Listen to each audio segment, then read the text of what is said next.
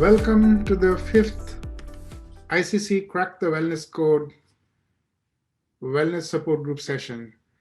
This is the fifth session of a series of wellness support group programs that we do at Crack the Wellness Code.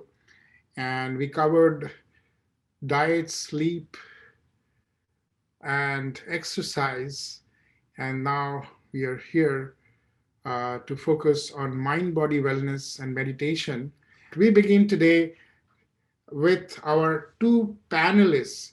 And these panelists are those who have been very, very passionate about yoga and meditation. And we just wanted to hear very briefly from them, a little bit about them, and what they have been practicing and what yoga and meditation means to them. And this will be a good curtain raiser before we actually hear, Dr. Sachin Deshmukh, who's international grand yoga master, his perception, and he will share some slides and present you basically a more deeper aspect of yoga and meditation, and of course the mind body wellness. So without much ado, I just wanted to get started with our two panelists. I would like to thank both Nisha Manalat and Dhabal Shah for agreeing to be panelists. Interestingly, they both have been in their lives very much connected with yoga and meditation. So Nisha is an instructor of uh, uh, yoga in ICC. ICC has various centers, and she's very active in those centers. And it will be very interesting to hear from her what really yoga and meditation means to her, and her message. What is it that she has been able to accomplish? How a little bit of a journey, and what is it that she wants to accomplish in her journey? And apart from being a yoga teacher, she loves nature, hiking, and of course being in the sun and enjoying the nature. So over to you, Nisha. If you start your story, we all here to listen to you. So go ahead and share us your story. Thank you. Thank you so much. Thank you, ICC and CWC team. So I'm here to speak to you as a person who is very, very a beginner to yoga meditation. My first experience with meditation was a few years ago when I got a chance to attend a meditation session by a Shaolin monk who happened to be my son's Kung Fu Shifu. So it was a very short practice, 20 minutes, and all we were asked was to just sit and count the breath from 1 to 20. And it sounded so easy, just counting the breath from 1 to 20 and 1 to 10 actually. And he said that every time if you see you lose the count, go back to 1 and start counting again.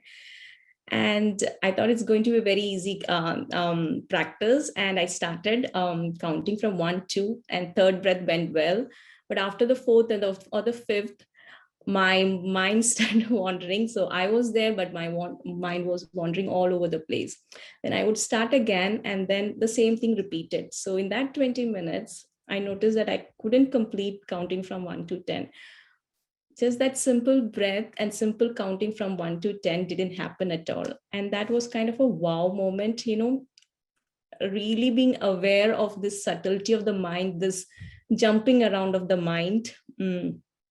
And around that time, I took up my yoga practice as well. So I thought, okay, let me combine these two, yoga and meditation, and see how it works. And that's how I started practicing every day. And for me, I have found it easier if I do my asana and pranayama practice and then sit for meditation. So, I mean, at least that worked for me for a little bit easier to sit with my breath after my asana practice. And that's what I have been doing last 2-3 years. A few minutes of asana, a few minutes of pranayama, and then just sitting there with the breath. And I'm a person who needs an anchor to hold me there. And for me, that is my breath. So where my meditation practice is where I just sit down, either counting my breath as my first meditation teacher taught me, or sometimes just just focusing on that sensation of the breath, like how it moves in and out of the body, like the sensation that comes with the breath, or just kind of building that relationship with my breath. And that helps me to be there in that moment at that time. But it's still not easy. There are some days where I just can't do it. So such days I do longer asana practice, and that helps me. But still, I do find it difficult sitting down and um, having that be there in that moment. But yeah, I'm just holding on to that practice, hoping that someday I'll be able to count from 1 to 10 without any break. And it's not just during that practice that I find that joy of being in that moment, even outside, like, during normal life, the chores of the life. I find that there is little more clarity in things. I notice when I fall into my old patterns. So at least I'm aware. Earlier it used to go unnoticed, but now at least I'm aware when I fall out of into the old habits, into the old patterns. So I guess that comes from with these all the practices. Yeah, so that's all what I do. My asana practice, my pranayama practice, and sit down watching my breath, or sometimes counting the breath. And my goal would be to be able to go in, like slipping into the old pattern, just minimize those slippage, and to be there for at least a long lengthened time. And I'm looking forward to learn from Dr. Sachin Deshmukh and Swamiji, so that I can be grounding myself more and more. That's it for today. Thank you, Nisha. That was a very down-to-earth approach to meditation. So wonderful exposition. So this basically, tells us how what we call is the monkey mind. The mind is always wandering, right? And how you control the mind, and even counting 20, when you start with, is so tough, right? So let's now move on with our next panelist. And before anything else, I just want to tell you, these are very down to earth story of some of our members, community members, who are, trying to sort of take charge of their wellness, take charge of their health, and share with others. So what Nisha did, sharing her story, is basically to help others, empower, and also bond and connect with others. So similarly, now we're going to have Dhaval telling us his story. So Dhaval is an entrepreneurial software professional in Silicon Valley since last 25 years, having worked in Cisco system for 10 plus years and several startups. Interestingly, he learned meditation first from his grandfather, late Sri Bhogilal P. Shah, in his childhood days. He came to US after that, and of course he has not really dissociated himself from that, and here he's back once again, and it's very interesting to see something that he learned at his childhood, how he's nurturing it, and how far he has really come, and what is he seeking to do, and some nuggets, golden nuggets of wisdom, Dhaval, if you want to share with our participants. So over to you, Dhaval. Thank you very much, Somnathji, and such a pleasure to be amongst you. Thank you for inviting me. Such a pleasure to be amongst folks like Sachinji and other folks from ICC and CWC. So as far as I go, like Somnathji said, I have been lucky I was born and brought up in Bombay, and my grandfather himself used to wake up, he's late grandfather now, but he used to wake up at 4 o'clock in the morning. I used to see him since I remember, sitting at 4 o'clock in the morning doing reading or meditating. So at a young age itself, he taught me some basic meditation. And in fact, he introduced me to some very nice writings by Swami Sivanand Saraswati, who's one of the motherships of meditation and yoga and advanced stages of meditation. So I read a lot of books when I was young that itself had an influence on me from a philosophy point of view and meditation, etc., etc. And I used to be in sports. So I looked at meditation as a holistic thing. So to me, meditation was like enabling fundamental for various activities I was doing, like studying, learning classical music, playing table tennis. I used to be Maharashtra level table tennis player, and with yoga. So it would be a good complement to yoga. And I was in the beginning I was learning the Ashtanga yoga, so that I used to think about yam, niyam, pranayam, pratyahar, that stuff. And I think I only reached a couple of levels so far. And I myself am just touching the tip of the iceberg on meditation, but just sharing a little of what I know. So thank you, and over to you, Sachin. All right. Thank you, Somnath. So meditation is a very dear topic to us, and it's also, there are a lot of myths and misconceptions about the meditation. So I will initially share some slides, and then I'll be open to answer any of the questions from the audience. So feel free to share it anytime. So as we heard from two people, so one person learned it from the grandfather, traditional meditation, and the other one had some experience with the teacher, and then she was candid enough to share how difficult it is to learn to control the mind, and then also to reach that state to stabilize mind, you have to do some sort of preparation to make it happen. So we will go through the science aspect of meditation, variety of meditation, how they impact us, our mind, body, and how to interpret them so that we can build a very strong, good practice for our own benefit. So what is meditation? It comes from, in the modern perspective, we call it mind-body. So ancient wisdom and science, what it emphasizes the interdependence of mind and body. So mind is dependent on the body is dependent on the mind. But same time, we mind over the matter. So that means we assert that mind has far more profound influence on the body than that of the body on the mind. So it also employs various mental and physical techniques to attain harmony of body, mind, and spirit. Like we heard, focus on the breathing, counting numbers, variety of ideas. So usually everybody want to be happy and want to be in peace mentally. So what we need to do is we need to gain control over our thoughts, our actions, our behaviors, and the nature. So they are all interrelated and reciprocal to each other. So question comes is, we clean the body, so we groom ourselves, we dress well. So do we clean the mind? Next question comes is, how to clean the mind? So obviously we can call that meditation becomes the science and art of non-doing. So it's a state of deep rest, but same time, we are fully alert into the state. These are traditional methodologies which rely on knowing yourself or giving rest to the mind and also balancing the mind. So knowing who you are, giving rest to the mind, and bringing it to the state of balance. So if we look at the modern research, these are the couple of modalities which shows the scientific evidence that where meditation is very, very helpful.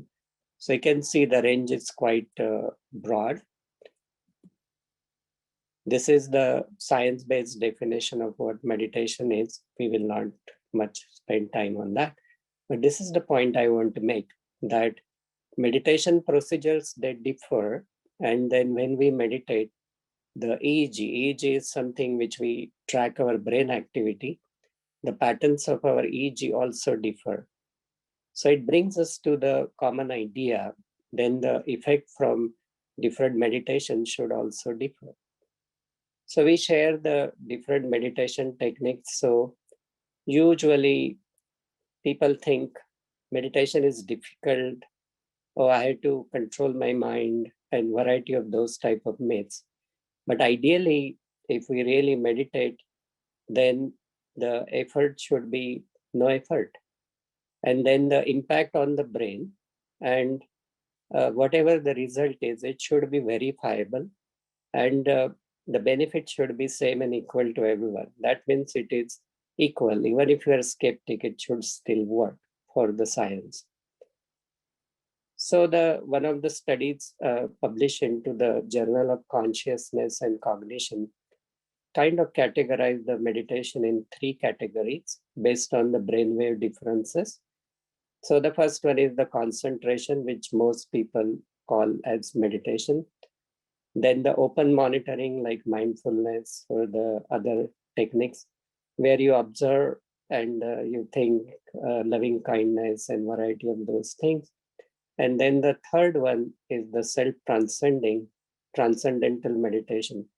So when we look at the real gist of what we think from the science perspective as meditation is the self-transcendent state. So what is transcendental state is really, we go to the origin of who we are. So we'll discuss this more. So we go from the lower to the higher. So the lower conscious to the higher consciousness, variety of way to look at it. And these are the waves which we see, which relate to the typical brain activity in different kind of techniques. This is a slide from the Mayo Clinic, which compares 3 different types of these meditation categories. So the first one, as we discussed, has no effort, versus the mindfulness has moderate effort, and the concentration has very strong effort required to go into the technique. EEG image, as you see, have a variable waves. So the first one has the alpha, and then the theta, and then the beta. Alpha also means a very rhythmic, normal activity of the brain. And the description is relaxed, happy, focus, versus mindfulness has the dreamlike states, and the concentration, it gives you the logical thinking and problem solving mental states. So here is another chart which describes this mindfulness meditation, or the 2 first categories, the concentration or the focus attention and open monitoring holds us at the waking state because you're still doing something. In the transcendental state, because we are automatically self-transcending, it creates deep relaxation. It also creates the EEG coherence, is the coherence into the brain. And we reach a state, we call it as restful alertness.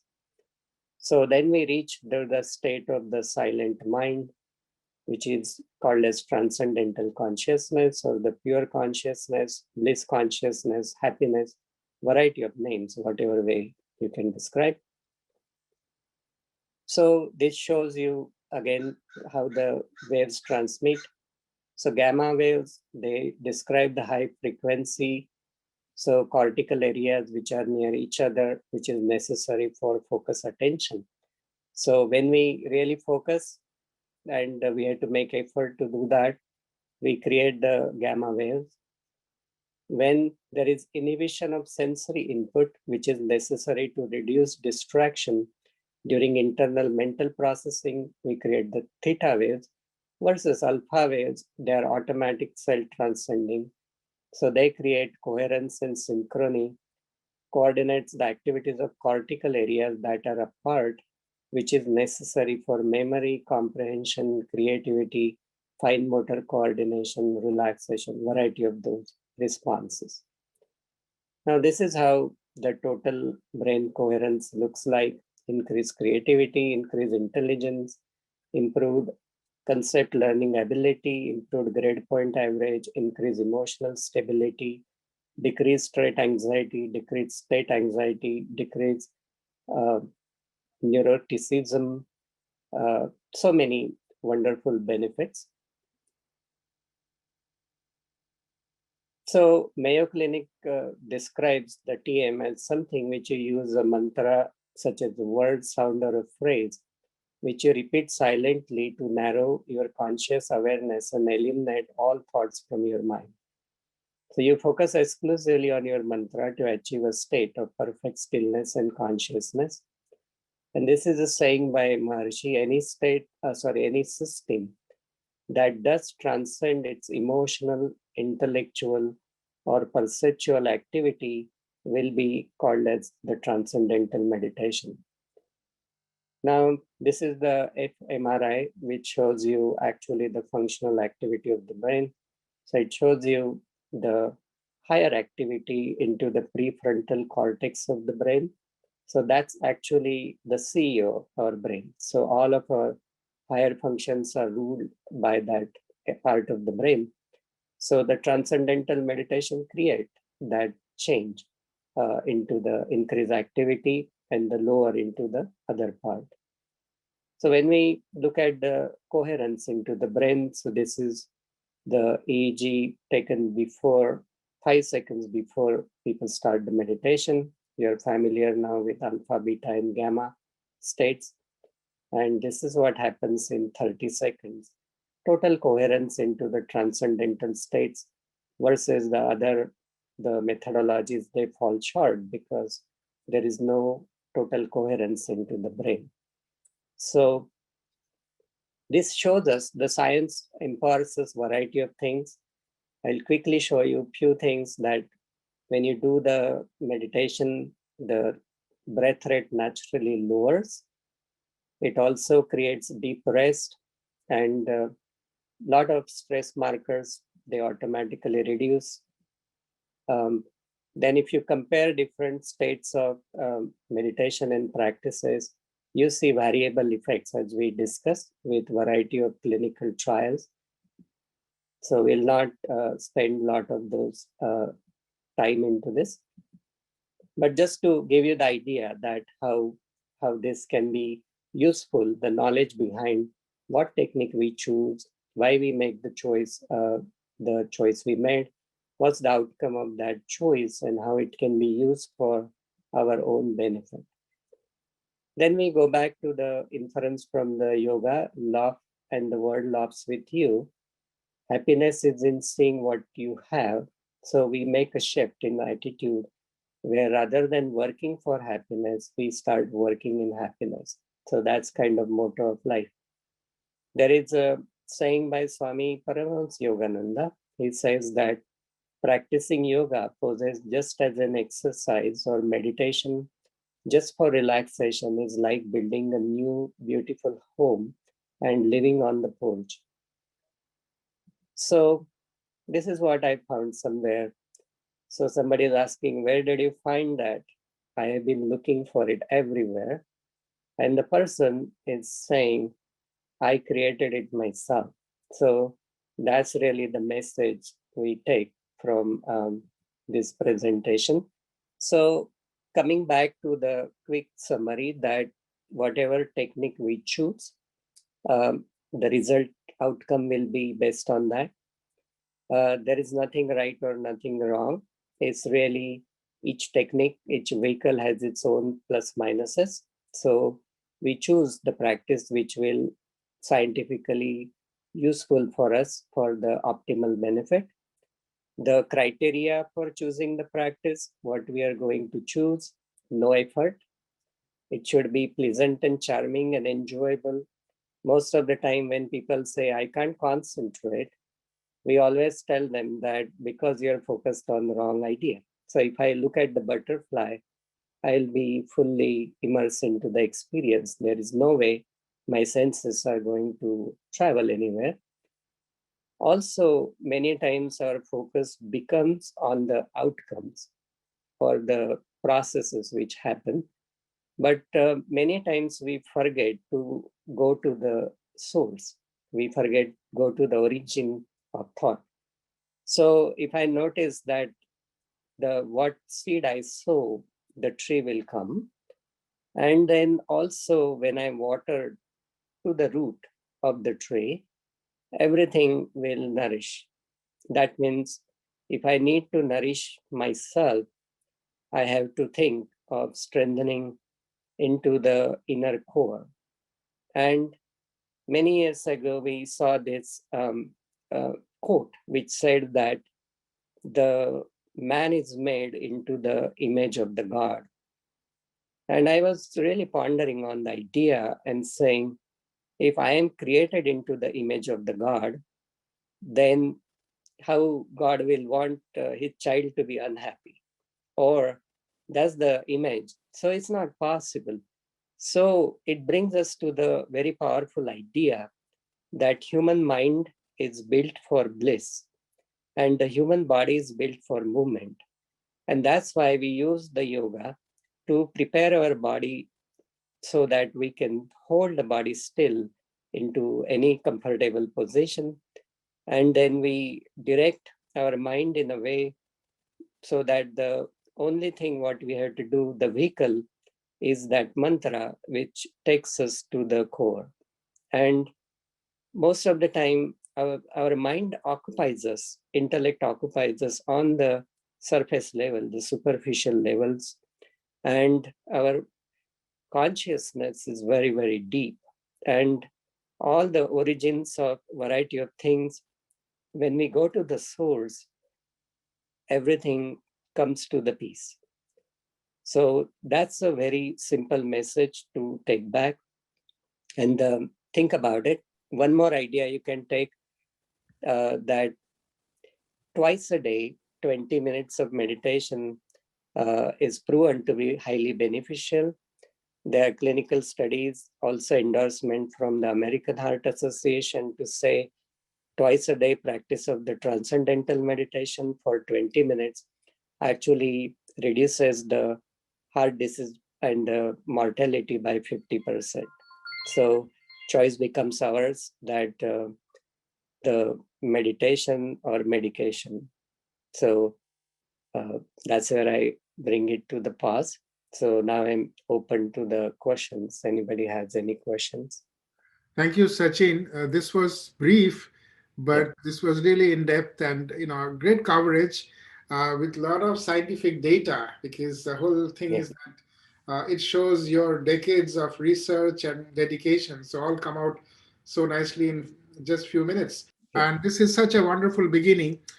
Before the questions, Nisha, would you like to say something? Because your meditation started very naturally, right? It was happened and you sort of figured out, I mean, the whole your story was how you figured out and you actually found the bliss, you're discovering the bliss, right? The bliss point and being conscious and so on. So any questions from you to Dr. Sachin? I haven't figured it out yet, but I liked there's one wow point was today was the different type of meditation leads to different. I didn't know that, so thank you for that. Because I thought everything leads to one thing is just the path is different. So it means you're not wrong in the perception. Everybody, any technique is built to go to the same room. The doors are different. Okay. And the technique, because it's a vehicle, so if you take a jet and you take the bicycle and you walk, the time will vary. Right, yeah, right. So if you go to Niagara and you want to spend time to enjoy Niagara, so you touch Niagara and now you said, okay, I visited Niagara, I want to go back. That will be of no use. So the struggle, if you're tired going to Niagara, you will not have any energy to roam around. Right. All right. Got it. Got it. So it's my creation. My mind is mine. So it should, be friendly with me, and I should have no rigidness or, nothing. It's very friendly. It's like comfortable friend of mine, and it actually helps me. And I have to just give it a direction to take me where I want to go. In the beginning, that's where you start thinking, but now you got new ideas, right? So you have some experience. So any experience is something which triggers our interest. And now because you have the triggered interest, you got now new input that maybe each idea is not the same, and how it leads to the science and what kind of choice then I will make based on it will lead me to that experience. So if I do just the concentration technique, you see the limitations, no matter how great it is, it has its own value. Right. Yeah. And same way with the other second level, when you do the open monitoring, it will take you to the certain level. When you do the third one, you automatically go to the core, and then obviously you enjoy the bliss because that's natural. We have quite a few questions, so we'll manage it. And there's also one raise of hand as well. Okay. So let's start with the first question. Okay. After several kinds of meditation, such as mindfulness, Zen, Yoga Nidra, and TM, uh, which, according to you, is the most helpful to optimize health? So obviously, Tricky as question. you, Yeah. yeah, that's a very good question. And as you see, obviously the question is, the answer is itself straight that by medical evidence-based practices, transcendental meditation is known to have benefits. There are more than 720 studies which are published in various journals. And a lot of this research is documented and available. So that will be my choice as first choice. That doesn't mean you can't experiment or learn other things, but personally, that's my practice. So this is what I do. Yeah, let's go to the next question, which is, does one need a guru to achieve success in meditation? So the guru necessarily doesn't mean the flesh and bones in the sense. Guru means some mentorship is required, and that mentorship is really helpful to navigate through the process, especially in terms of the transcendental meditation technique. It's a one-on-one learning process, and you go and meet the teacher, and they walk you through the whole technique, and then after you go for follow-up, and then periodically you keep doing the practice and advanced techniques as you grow. So that's really the basic process. So mentorship is a really important part of learning meditation. Yes. Okay, so the next one is, how does transcendental meditation differ if it also uses word like mantra, like other meditation? Some uses breath. So how is it different? Yeah. So the mantra what is used into transcendental meditation, these are the old compiled sounds, and they are from a lineage, but those, they don't have any specific meaning to it. And usually they're chosen by the teacher who will teach you the transcendental meditation. And then the rest of the practice, as we learned, is that the nature of mantra is such that it becomes a vehicle for our mind to travel to the source. So whatever helps us to go to the source of our mind is what really makes the difference. And then the most of the time we learn to the bottom of the ocean, that's our consciousness. So we have to just choose that direction, and then effortlessly we reach there. And all that other thing, activities on the superficial level, they start disappearing, and we reach into a deep state of calmness and tranquility, and a state of relaxation we call the state, where you are resting, but same time you are very dynamic in the same time. The state is called as a restful alertness from the science perspective. So this question basically says that, I start my meditation by relaxing my toes to head with a mantra, saying in my mind, I relax my toes and my toes are relaxed, and many a times before I reach my mind, I fall asleep. And in Yeah. many times, and a few times, in fact, it distracts and gives me a direction, and that makes things difficult for me. So how can I calm my mind to reach alpha level each time and every time? Yeah, that's a good question, Richard. Yes. So the answer is simple, is the studying the proper technique with the teacher. That's really the good part of it.